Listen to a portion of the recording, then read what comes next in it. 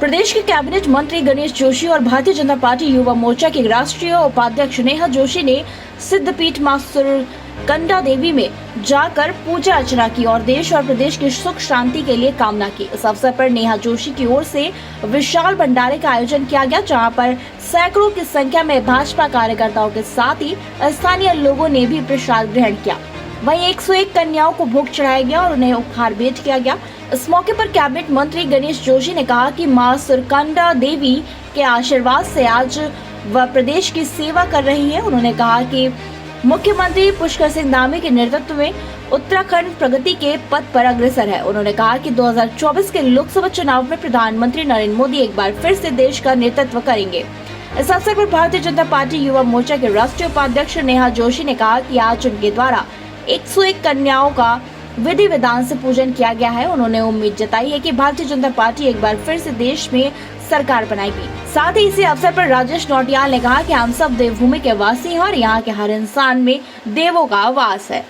पुस्तकें बांटी है, सब कुछ करा है, क्या कुछ कहना चाहेंगे इस मौके पर? देखिए, आज नवरात्रे चल रहे हैं। नवरात्रे में लोग 9 दिन व्रत रखते हैं, माँ दुर्गा के 9 स्वरूपों को स्मरण करते हैं। आज अष्टमी है, आज माँ गौरी की पूजा होती है।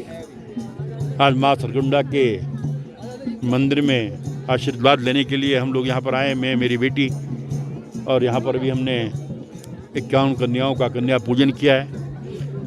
हमने माँ से प्रार्थना की है कि माँ हमें इतनी शक्ति दे कि हम जिन जिन क्षेत्रों में काम कर रहे हैं उसमें ईमानदारी से काम कर सकें, पूरे प्रदेशवासी देशवासी स्वस्थ रहें, किसी के में कोई संकट ना आए, ये प्रदेश तरक्की करे, ये देश तरक्की करे, ऐसी माँ सुरकंडा से हमने कामना की है।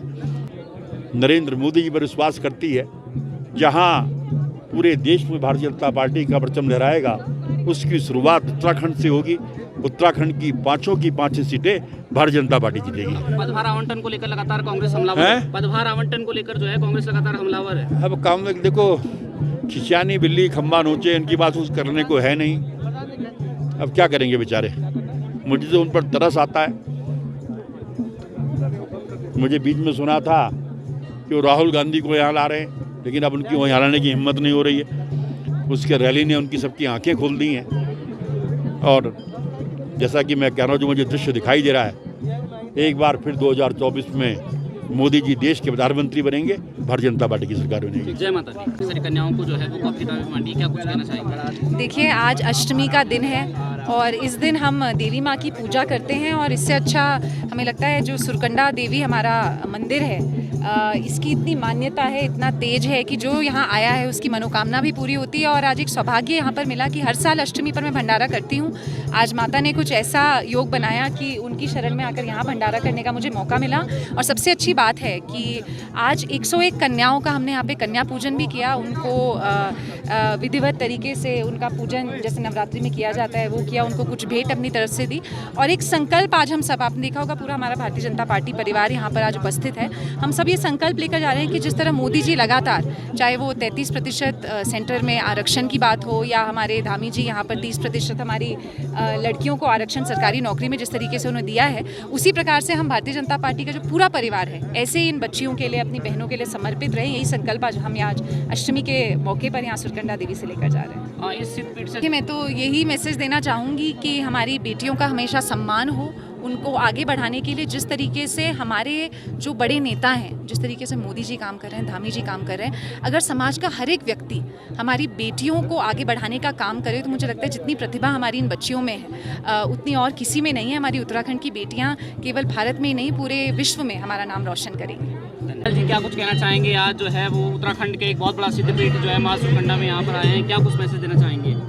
निश्चित रूप से नवरात्रि के अष्टमी के पावन पर्व पर हम सब लोग माँ सुरकंडा के चरणों में हैं। और माँ सुरकंडा उत्तराखंड का यश, उत्तराखंड का वैभव जिस प्रकार से आगे बढ़ रहा है उसी प्रकार आगे बढ़ता रहे, और पूरे उत्तराखंड के लोगों को सुख, समृद्धि, यश, ऐश्वर्य की कामना करते हैं। हम सब लोगों के ऊपर माँ सुरकंडा का आशीर्वाद बना रहे, ऐसे हम कामना करते हैं। हम जो है क्या मैसेज देंगे? देवभूमि में रहने का मतलब ये समझिए महोदय कि देवभूमि का प्रत्येक व्यक्ति के अंदर भी कहीं न कहीं देवत्व का अंश है। जो प्रत्येक व्यक्ति है, हम लोगों को अपने मन से, बुद्धि से, विवेक से निश्चिंत रूप से देश और भारत के निर्माण का जो संकल्पना है, उस संकल्पना के लिए लगातार काम करने की आवश्यकता है। और जो देवत्व का अंश है उसको हमें समझना चाहिए, और हमारा जो काम है, जो हमारा चरित्र है, आचरण है, वो भी कहीं ना कहीं देवत्व के रूप में होना चाहिए। हम जो इस देवभूमि की संतान है। निश्चिंत रूप से उत्तराखंड तो देश का माथा है, देश का हिमालय, देश का गौरव है। हम सब लोगों का गौरव है, गर्वित हैं। हम सब लोगों के अंदर भी ये भाव है और होना चाहिए कि हम हिमालय के पुत्र हैं। हिमालय के पुत्र के रूप में, हिमालय के लोगों के रूप में हमारी जो सोच है लगातार आगे बढ़ती रहनी चाहिए। मैं कामना करता हूँ।